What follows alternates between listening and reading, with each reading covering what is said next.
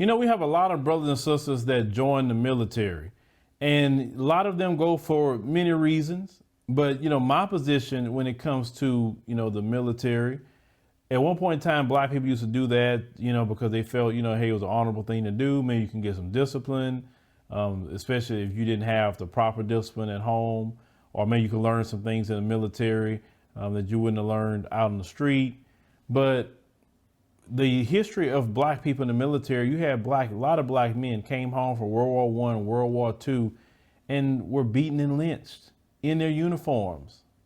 This country has never respected black men or black women in their service to this country. Never.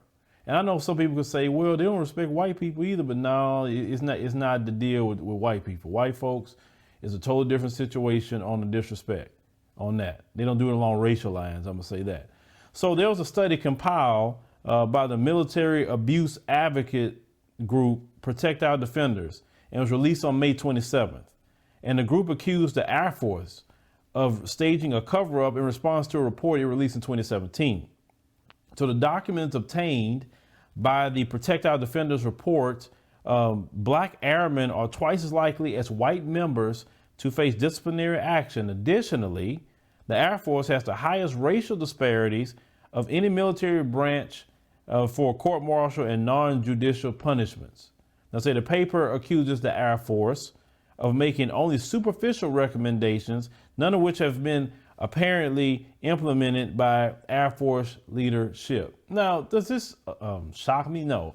I've talked to many people, many brothers and sisters in the armed services, and they've stated that they have seen open racism, literally, in the military, and it's tolerated. Okay, we have straight up white supremacists go join the military so they can learn military tactics to use in their groups.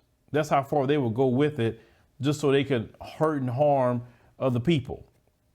Now, they said that instead of the Air Force has engaged in a multi-year effort to keep the findings and recommendations of its working group hidden, forcing POD to file suit in federal court. So they don't want them to tell the truth on how they treat black people in the United States Air Force.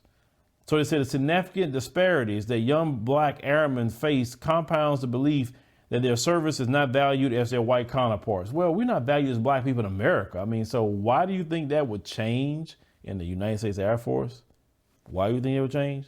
He said they already face lower promotion rates. They have very few officers to serve as mentors.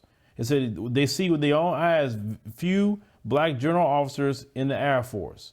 And they face with an Air Force that knows they are being prosecuted at a much greater rate, but has apparently done little, if anything, to reverse the trend. Racism is a problem in the United States military. According to the New York Times, it says that non-white service members make up 43% of the military, so almost half, okay? But decision makers are largely white male. Only 2 of the 41 highest ranking members of the military are black. That lets you know right there what they think about black folks. Now, say in 2019, Military Times conducted a survey of service members, and 53% of non-white service members reported they had witnessed white nationalist behavior.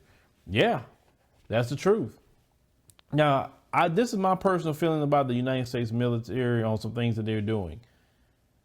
Due to the racism and due to you going to basic training like everybody else, and because this guy is a Mzungu, he can get places you can't get to, or he can do whatever he wants and don't get in trouble, but you there and you being treated less than, but I guarantee they put you on the front lines though for battle, they'll do that to you. They sure will. They did that in Vietnam. Any war, they want to put black men on the front lines and why they stay behind, right? I'm a firm believer, let them fight their own battles, because 9 times out of 10, they're going to other people's countries that's not their own. And most of these people who are non-white, they have some sort of melanin to them. You understand? So why in the world would we sit up there and put up with these sort of things in the military? I mean, do your time in the military, do whatever you think you got to do. Finish. I'll never tell nobody not finish their time, whatever that may be. But what I'm saying to you is this: as long as they're treating black people wrong, as long as they're calling you the N-word, and do all the things they're doing to you, why do you want to be a part of that? I'm just asking a question. I'm not going to be a part of anything that don't value me. I'm not. Especially not going to put my life on the line. You putting your life on the line and you don't have no value. This Mzungu over here could be a straight up white nationalist. That's what he can be. But let you be a part of something they don't like Black Lives Matter or the Panther Party or the Nation of Islam or something like that. Just calling names out.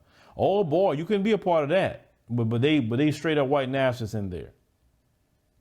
No, brothers and sisters, if you want to defend something, come defend your own communities. Do your time, finish your contract, and defend your own. You can do that. Teach the skills you learned in the military to your people so they can learn how to defend themselves. That's what you should do. You know, take advantage of the GI Bill, get your education or whatever. Do that. I'm not against you doing that. Some people go to the military for that reason. You know, I've known people who become a weekend warrior, which is, you know, they call National Guard weekend warrior. There's always a name for it. Not disparaging anybody in the National Guard, not disparaging you, but I am saying something to you. If you out there trying to go harm innocent protesters, I will say something about that. You shouldn't be doing that. But some people would do that to get the GI Bill so they can go to college because they couldn't afford it. And then they do their time in the National Guard, and then they get out and then they go on, you know, with their life. Some people do that because they come from poor areas. I know why people join the military in some instances, but we can't be treated this way. I mean, let all these other groups go fight. Let them fight. We got our own fight in our own community. But leave me a comment and those things about the situation, what's going on here with the Air Force. I mean, it's just completely wrong, but it is to be expected, definitely in this country.